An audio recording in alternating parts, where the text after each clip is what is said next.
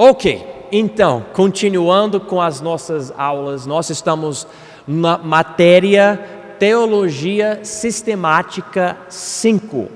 E esse curso lida com duas coisas: a angelologia, o estudo dos anjos, e também a escatologia, ou seja, o estudo do fim dos tempos. Já chegamos aqui, já estudamos a angelologia, já chegamos aqui agora na questão da escatologia. E se vocês, provavelmente ninguém trouxe as notas todas hoje à noite, mas já estudamos o calendário profético de Deus para Israel, já estudamos sobre o calendário de Deus para a igreja. Essas coisas se encontram no livro de Daniel, capítulo 9, e Apocalipse, capítulos 2 e 3. E agora, nós chegamos hoje à noite na passagem chamada o Sermão ou Discurso do Monte das Oliveiras. Muita pessoa fala muita coisa de Mateus 24. Mateus 24 tem esse discurso do Monte das Oliveiras, tem uma profecia de Jesus incrível. Mas Mateus 24 não é o único lugar que se encontra esse sermão, essa mensagem, essa profecia. Também, como vocês vão notar nessas folhas aqui, tem Mateus 24 e também Marcos 13 e Lucas 21. Quando Deus fala algo para nós uma vez, já é importante. Mas se Ele repetir 3 vezes, com certeza é algo que Ele quer enfatizar para nós. O problema hoje em dia é que pessoas acabam isolando versículos dessa passagem e aplicando para qualquer coisa. Mas existe aqui um certo contexto. E nosso alvo é ver esse contexto. E além disso, comparar esses escritos aqui com, principalmente, o livro de Apocalipse. Quem gosta de estudar o livro de Apocalipse? Você pode levantar a mão? Eu acho um livro incrível.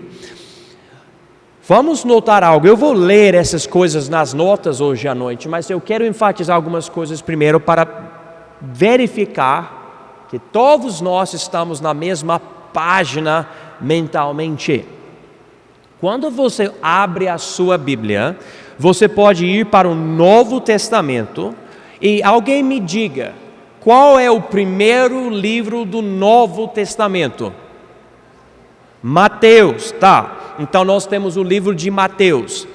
Mateus, ele cobrava impostos, mas se tornou um discípulo de Jesus. Temos o livro dele, ele fala sobre a vida e o ministério de Jesus. Próximo livro é o livro de Marcos, isso. Marcos, ele recebeu provavelmente de Pedro o que ele escreveu. Ele fala também sobre a vida e o ministério de Jesus. Nós vamos para o livro de Lucas, depois, um grande médico, e ele também escreveu sobre a vida e o ministério de Jesus.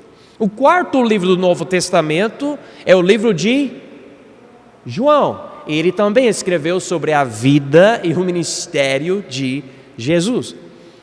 Se você estudar profundamente isso, há basicamente 4 faces de Jesus. Mesmo Jesus, mas essas 4 testemunhas escrevem sobre ele e tem certos pontos de vista diferentes. Além disso, nós notamos algo. Mateus, Marcos e Lucas, eles falam muita coisa semelhante. E João, ele fala sobre Jesus, mas ele enfatiza outras coisas. Inclusive, você não vai achar esse sermão do Monte das Oliveiras no livro de João. Você vai achar em Mateus, e Marcos e Lucas, mas no livro de João você não vai achar. Que milagre! Aleluia! Voltou, né? Bom te ver, muito bom mesmo. Amém.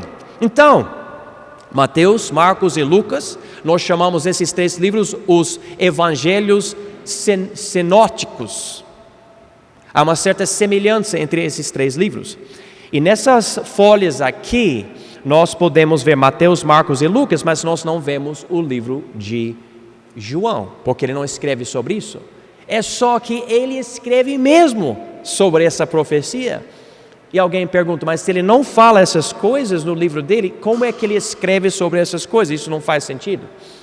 É porque João, ele escreveu 5 livros no Novo Testamento.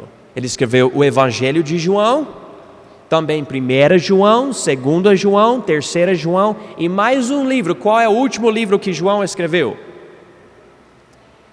Apocalipse. Na verdade, pela tradição, ele escreveu o livro de João depois do livro de Apocalipse, mas na nossa Bíblia é o livro de Apocalipse que é o último livro. E naquele livro de Apocalipse, ele lida com as mesmas profecias. Quando Jesus deu esse sermão no Monte das Oliveiras, João estava presente. Então ele ouviu a pregação de Jesus sobre essa profecia, e também ele escreveu o livro de Apocalipse, que foi uma visão que ele tinha, ele foi arrebatado, a Bíblia fala, e Deus deu para ele um entendimento do fim, através dessa visão. E eu não sei o que João pensava quando ele considerava a profecia de Jesus aqui nesses 3 livros, com a visão que ele recebeu. Eu acho muito interessante considerar esse ponto. Então, na verdade, Mateus, Marcos, Lucas e João escreviam sobre essa profecia. É só que somente Mateus, Marcos e Lucas lidavam com esse sermão do Monte das Oliveiras. E João lida com as mesmas coisas, mas através da visão que Deus deu para ele, que se encontra no livro de Apocalipse. Então nós vamos tentar, bem devagar, analisar esses textos, comparar essas coisas e chegar a algumas conclusões. E eu quero muito entrar nisso logo, mas eu percebo uma certa necessidade. Já passamos bastante tempo por causa da pandemia sem aulas. Então, se vocês puderem me permitir hoje à noite, eu gostaria de voltar um pouco e considerar algumas coisas que já analisamos, dando uma visão geral da profecia, de acordo com as coisas que já vimos nos livros de Daniel, Ezequiel, Isaías, 1 Tessalonicenses, 2 Tessalonicenses e Apocalipse e outros lugares. Nós estamos hoje no calendário de Deus, na época chamada a época da igreja. É quando os gentios estão prevalecendo. É quando Deus está operando por meio da igreja e não por meio das sinagogas dos judeus. O foco hoje não é a terra prometida para Abraão, Isaque e Jacó lá no Oriente Médio. Não, nós estamos espalhados e cada pessoa que recebe Jesus recebe o Espírito Santo e o corpo de Cristo ficou espalhado através disso hoje. Quanto tempo a igreja vai durar? As profecias não nos falam. Mas como eu ensinei para vocês, a grande probabilidade de capítulos 2 e 3 de Apocalipse dão cronologicamente uma profecia sobre cada parte da época da igreja, e vem em 7 partes. Quanto a mim, eu acredito que nós já estamos na 7ª parte da época da igreja, enfatizando a igreja da Laodiceia, que é uma igreja extremamente carnal, pecaminosa, uma situação feia, provavelmente muita pessoa dentro do prédio que não tem Jesus de verdade.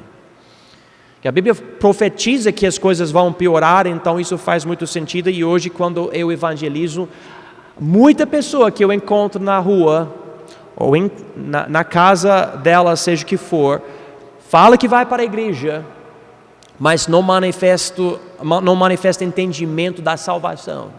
Inclusive, como essa pessoa me falou para mim esses dias, que está lutando pela sua salvação. A Bíblia nunca fala isso. Não é bíblico isso. Não é bíblico, não está certo. Você não pode lutar pela sua salvação. É Jesus que nos deu a salvação através da cruz, quando Ele morreu por nós. Ele é o Salvador, nós não somos os nossos salvadores. Enfim, um dia, essa época da igreja vai terminar. Como? A Bíblia ensina que haverá um arrebatamento e os verdadeiros salvos vão sumir. Você pode ler sobre isso em 1 Tessalonicenses capítulo 4. Depois disso, minha opinião é que haverá uma guerra, talvez a terceira guerra mundial, principalmente focado nas nações islâmicas ou muçulmanas, que vão atacar Israel. Você pode ler sobre isso em Ezequiel capítulos 38 e 39. Vai ser algo bem horrível.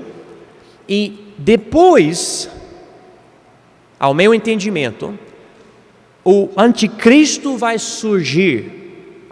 Ninguém conhece quem ele é ou será. Mas ele vai ter a autoridade e a influência para confirmar uma aliança ou um pacto com os povos da terra, e parece pelo jeito para dar paz para Israel, e Israel vai receber essa confirmação de 7 anos. 7 anos. Infelizmente o anticristo vai ser horrível, né? E ele vai quebrar essa aliança depois de 3 anos e meio. E os primeiros 3 anos e meio já vão ter várias dificuldades, mas a segunda metade, os próximos 3 anos e meio, a coisa, irmãos, vai ficar feia, segundo as profecias que nós vamos notar aqui, nesses estudos que nós estamos começando hoje à noite. Terminando os 7 anos, nós sabemos que Jesus vai voltar e Ele vai entrar na batalha de Armagedon. Haverá muito derramamento de sangue, mas Jesus vai vencer e Ele vai prender Satanás. Satanás vai ser preso por 1000 anos e a terra vai ter uma grande paz por 1000 anos. Isso foi prometido para Davi e outras pessoas, que o filho de Davi vai reinar. Vai acontecer, a Bíblia profetiza. E o foco, depois da época da igreja, já volta para Israel. E vai continuar com Israel até no milênio, mas nós vamos fazer a nossa parte, porque nós vamos voltar com Jesus na batalha de Armagedon, e nós vamos passar o milênio, ou esse reino milenar, com Jesus. E depois Satanás vai ser solto, haverá mais uma guerra enorme, e Deus vai julgar todos, e nós vamos entrar no novo céu, na nova terra, etc. Várias coisas. Eu já ensinei esse calendário grandão para vocês nas outras aulas. E hoje à noite nós vamos entrar nesse sermão do Monte das Oliveiras, que enfatiza principalmente, marca isso na sua cabeça agora, a tribulação e a segunda vinda de Jesus. Essas duas coisas, esse sermão aqui, esse discurso de Jesus do Monte das Oliveiras, foca na tribulação e na segunda vinda de Jesus. Essas duas coisas. E há muita confusão dependendo da teologia de cada pessoa, mas eu acredito, com o tempo, nessas aulas, vocês vão descobrir isso e vai ficar bem mais fácil de entender. Novamente, se você tiver uma dúvida, é só levantar a mão e eu passo para você o microfone, o Elias vai ligar e você pode fazer a pergunta e isso vai gravar a coisa. E Gabriel, você verificou que a câmera está ligada, está gravando? Beleza. Vamos chegar aqui então, irmãos, na página 36 das notas, tá bom? Página 36. Você pode colocar esse outro negócio do lado por enquanto. E eu vou ler para vocês e nós vamos considerar algumas coisas. Discurso do Monte das Oliveiras. Jesus explica os eventos do fim. No Monte das Oliveiras, Jesus deu uma grande profecia sobre o fim do mundo. O discurso lida com os eventos da tribulação, focando principalmente em 2 coisas. Número 1, no que acontecerá na primeira metade desses 7 anos, e número 2, no que acontecerá no fim desses 7 anos. É isso que eu acabei de falar, mas tem aqui no primeiro parágrafo, se vocês quiserem marcar, colocar uma estrela, alguma coisa do lado, isso é muito, muito importante. Bem antes desse discurso, Jesus tinha declarado que o templo em Jerusalém ia ser destruído. Deixe-me falar algo sobre o templo. Hoje em dia nós chamamos o prédio da igreja um templo. O Novo Testamento fala que o corpo do cristão é o templo de Deus, o templo do Espírito Santo. Mas quando nós falamos desse templo aqui, nessa passagem, estamos falando sobre o maior prédio em Israel, que era o lugar de adorar a Deus especificamente por meio de sacrifícios sangrentos. Um altar, fogo, animal inocente sem mancha, morto para poder expiar temporariamente os pecados dos judeus e dos outros que entraram no judaísmo do Velho Testamento daquela época. O primeiro templo foi construído pelo Salomão e depois foi destruído pela Babilônia, e um homem chamado, vou ler aqui, Zorobabel, ele construiu o segundo templo de Israel. Esse segundo templo durou até os dias de Jesus. É só que era meio inferior ao primeiro templo, pouco diferente nesse sentido, e entrou Roma, e Roma colocou na região o homem chamado Herodes, e Herodes, ele queria ampliar e reformar o templo para fazer algo bem maior, bem, que chama a atenção. Os judeus no início não gostavam, mas ao longo dos anos eles acabaram gostando da ideia. Ele falou, eu vou terminar e depois eu vou derrubar o antigo, que era o segundo templo.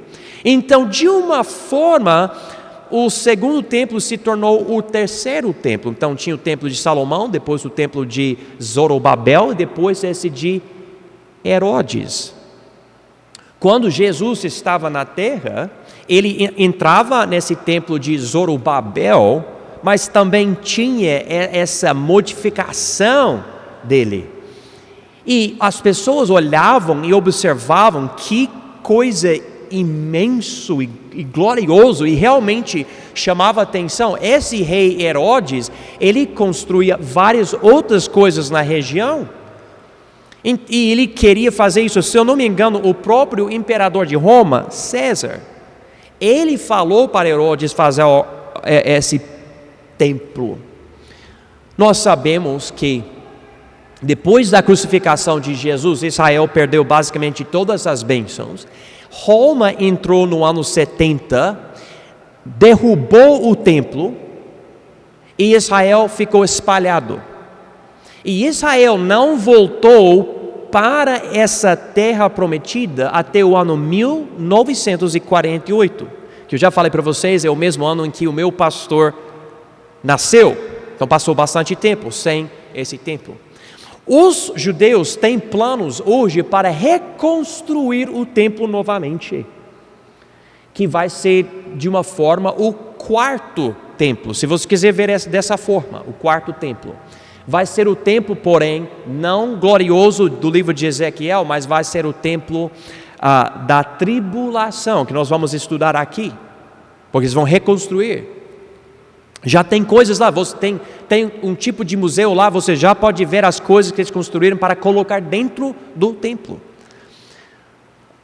Claro, a Bíblia diz que o anticristo vai entrar nesse templo, vai blasfemar a Deus, vai falar que ele basicamente é Deus, e vai ser uma grande abominação.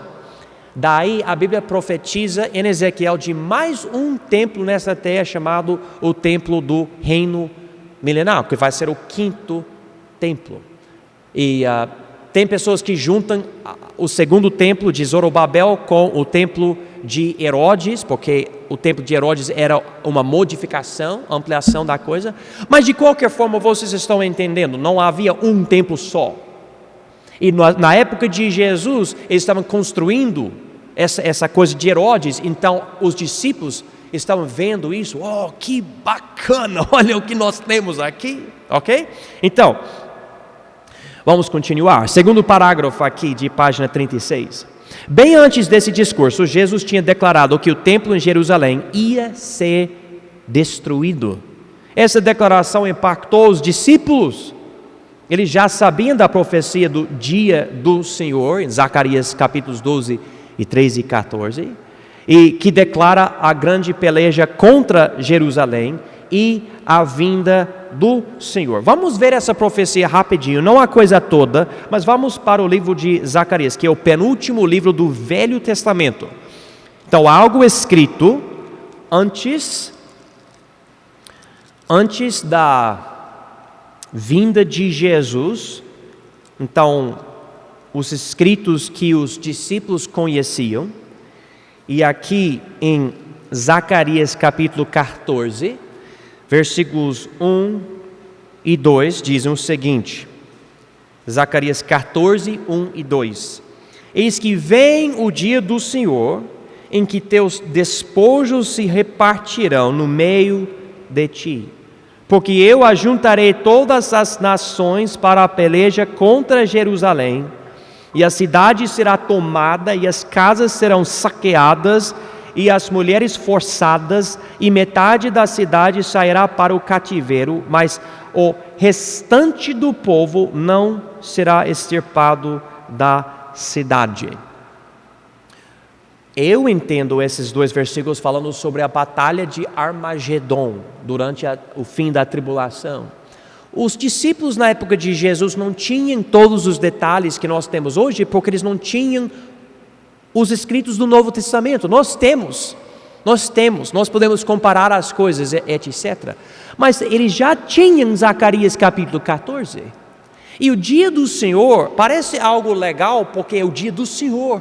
E é legal para quem tem Jesus e vai seguir a Ele. Mas para os ímpios, para os habitantes da terra que não tem Jesus, vai ser algo horrível. Daí, ele continua aqui em Zacarias 14, enfatizando a vinda do Senhor. Diz aqui em versículo 3, e o Senhor sairá e pelejará contra estas nações, como pelejou sim no dia da batalha. E naquele dia estarão os seus pés sobre o Monte das Oliveiras, esse mesmo monte onde Jesus vai ensinar, olha só, que está defronte de Jerusalém para o oriente, e o Monte das Oliveiras será fendido pelo meio, para o oriente e para o ocidente, e haverá um vale muito grande, e metade do monte se apartará para o norte, e a outra metade dele para o sul. E fugireis pelo vale dos meus montes, pois o vale dos montes chegará até Azel. E fugireis assim como fugistes de diante do terremoto nos dias de Uzias, rei de Judá. Então virá o Senhor meu Deus e todos os santos contigo. E acontecerá naquele dia que não haverá preciosa luz nem espessa escuridão, mas será um dia conhecido do Senhor, nem dia nem noite será, mas acontecerá que ao cair da tarde haverá luz.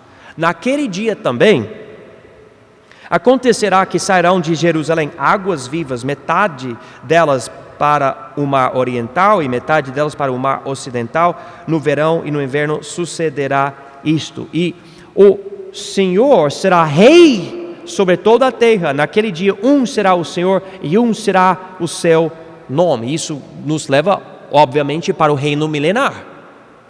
Toda a terra em redor se tornará em planície, desde Geba até Rimon, ao sul de Jerusalém, e ela será exaltada e habitada no seu lugar, desde a porta de Benjamim até o lugar da primeira porta, até a porta da esquina, e desde a torre de Ananeel até aos lugares do rei. E habitarão nela, e não haverá mais destruição, porque Jerusalém habitará segura. Ok? Eu não vou poder levar o tempo para explicar tudo aqui. Na verdade, eu mesmo preciso estudar mais essas coisas aqui de Zacarias, mas o foco hoje à noite para nós são as profecias de Mateus e Marcos e Lucas, junto com o que João recebeu de Jesus também. Então, voltando aqui para a folha, diz aqui: então, a declaração de Jesus levou Pedro, Tiago, João e André a lhe fazerem umas perguntas sobre o fim. Ficou óbvio para eles que Jesus sabia de algumas coisas que eles também queriam saber. E vocês podem notar isso aqui nas folhas das passagens. Vamos chegar aqui rapidinho e eu vou mostrar para vocês o que aconteceu. Então tem Mateus 24, Marcos 13 e Lucas 21. Vamos chegar aqui em Mateus 24 e ver versículos 1 e 2. E quando Jesus ia saindo do templo, aproximaram-se dele os seus discípulos para lhe mostrarem a estrutura do templo. Jesus, porém, lhes disse: não vedes tudo isso? Em verdade vos digo que não ficará aqui pedra sobre pedra que não seja derrubada. Então, Jesus sabia que Tito ia entrar em Jerusalém no ano 70 e ia derrubar a coisa toda. Ele sabia. Eles não sabiam. Então, quando Jesus profetizou isso, eles ficavam pensando: Jesus sabe de algo que a gente não sabe. Então eles ficaram meio curiosos, querendo entender isso, e nós notamos isso nos próximos versículos. É interessante ver aqui o jeito deles.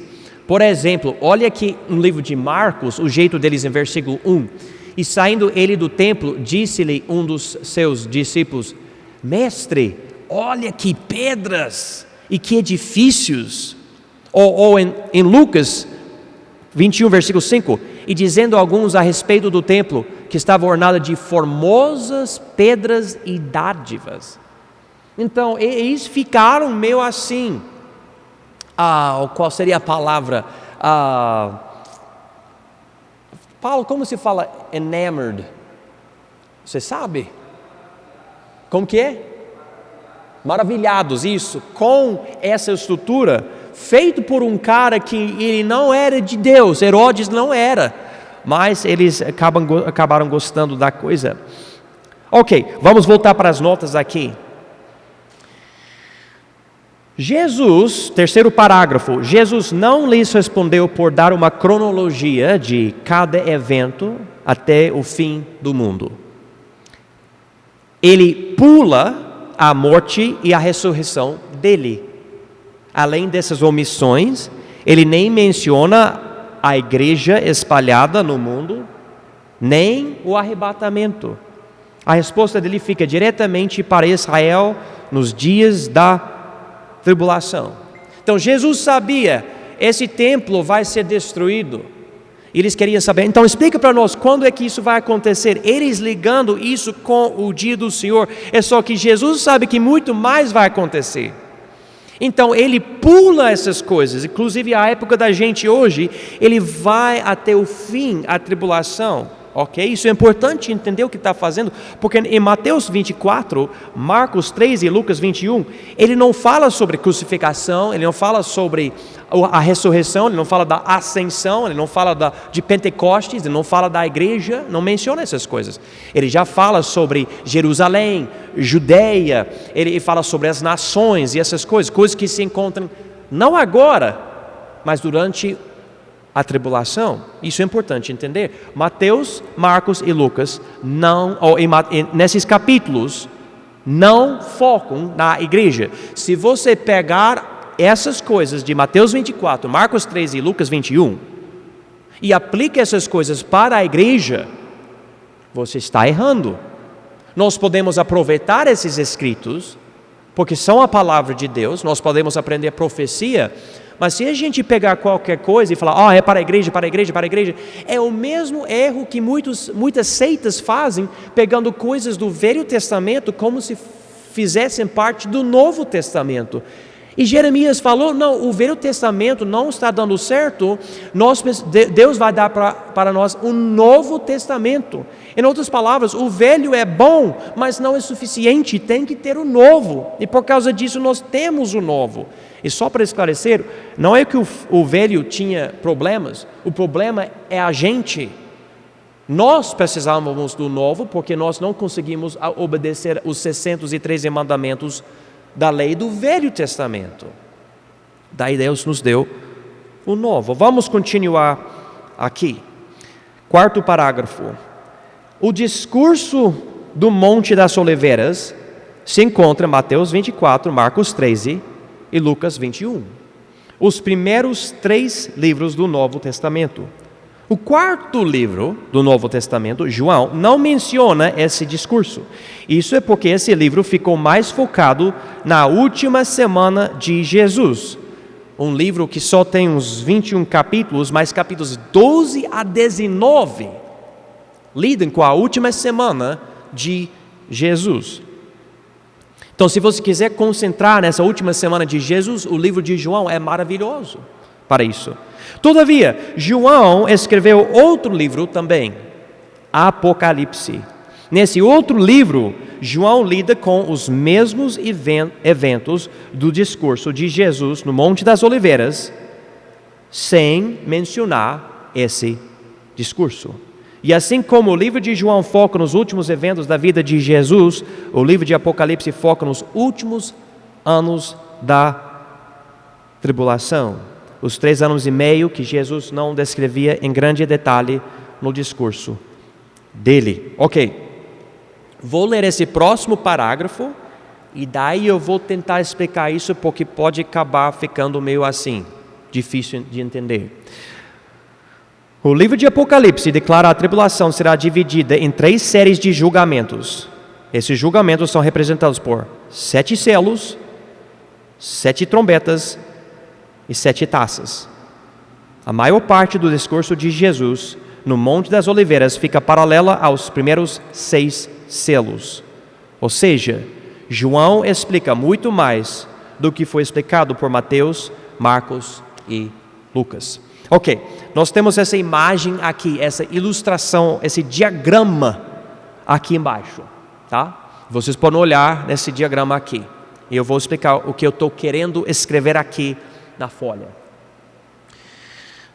Mateus, Marcos e Lucas dão um relato da vida geral, ministério geral de Jesus. Quando João escreve o livro dele, ele fica mais focado no fim, daquela última semana. Quase a metade do livro dele foca nessa última semana. Então ele não fala sobre esse discurso, ele foca mais nessa última semana, Jesus sendo perseguido, preso, sabe, essas coisas. Daí, quando nós estudamos esse discurso, essa profecia do Monte das Oliveiras, Mateus, Marcos e Lucas focam, interessantemente, somente na primeira metade da tribulação e o fim, que é a vinda de Cristo. João não menciona nada disso no livro dele.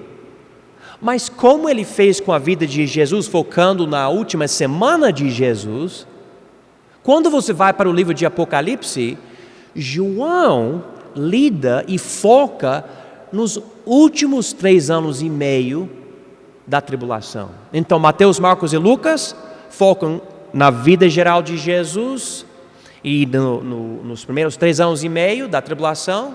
João foca na última semana de Jesus e na última metade da tribulação. Esse é o foco dele. João, ele também menciona a primeira metade, mas ele é diferente. E sabe, quando você estuda a vida de João, ele ficou muito velho, o único que não foi martirizado. Ele foi preso e levado para uma ilha. E na ilha ele recebe essa visão, muito velho, e é muito provável que João pensava desse jeito. Mateus já escreveu, Marcos já escreveu, Lucas já escreveu, mas há outras coisas que nem Mateus, nem Marcos, nem Lucas mencionaram. Então eu vou escrever essas outras coisas. E ele escreveu.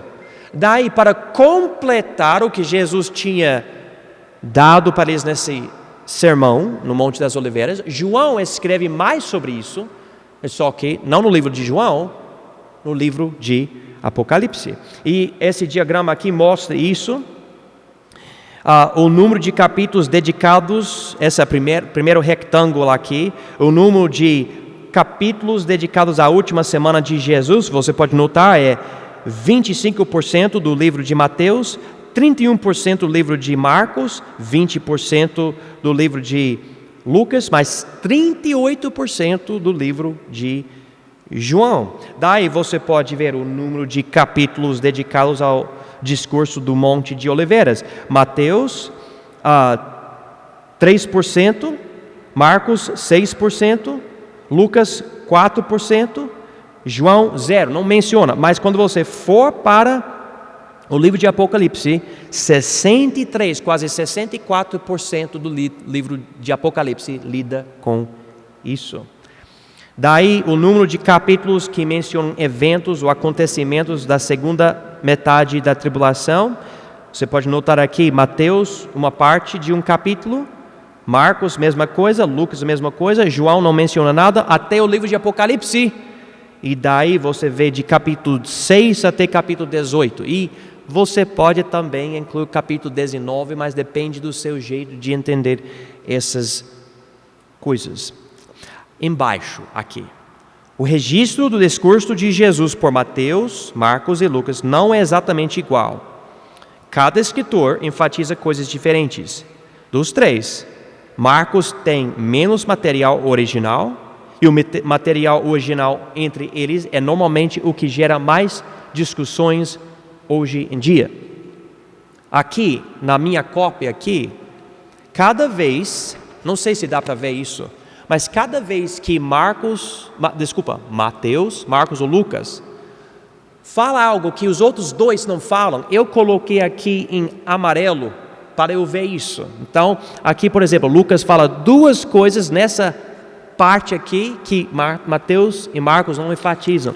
E você vai vendo isso. Eu acho interessante. E normalmente essas são as coisas que geram mais discussões nas igrejas. Esse versículo aqui é interessante. E é o que uma das pessoas mencionaram. Eu não sei por que isso, mas é o que acontece. Não, importantemente, não há discordância entre eles. E todos seguem a mesma cronologia. Não há uma coisa confusa aqui, não. É só que você tem que estudar bastante. E por causa disso, eu organizei desse jeito para você poder simplesmente comparar rapidamente cada coisa.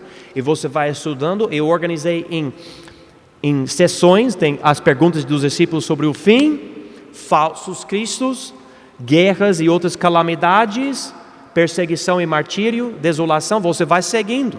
E se você não confiar em mim, você pode abrir sua Bíblia e ver a mesma coisa. Mas eu quis colocar aqui para ficar mais fácil, porque para mim fica bem mais fácil desse jeito. Quando eu fico folhando na minha Bíblia desse jeito, eu tenho dificuldade. Quando eu faço isso, eu enxergo muito melhor os três registros desse discurso. Aqui, novamente nas notas. Para poder comparar os três registros dos evangelhos sinóticos, Mateus, Marcos e Lucas, o documento, a harmonia da profecia de Jesus em Mateus 24, Marcos 13 e Lucas 21 será usado junto com estas notas aqui. Eu estou falando sobre essa aqui. Se você quiser a cópia digital, pode entrar no site da igreja e abaixar isso se quiser. Onde for possível, o discurso de Jesus será comparado com a profecia de João no livro de Apocalipse, onde diz passagem paralela nas notas abaixo. Ok. Hoje é a primeira aula, então eu queria dar mais uma introdução e um resumo da coisa que eu acabei de fazer.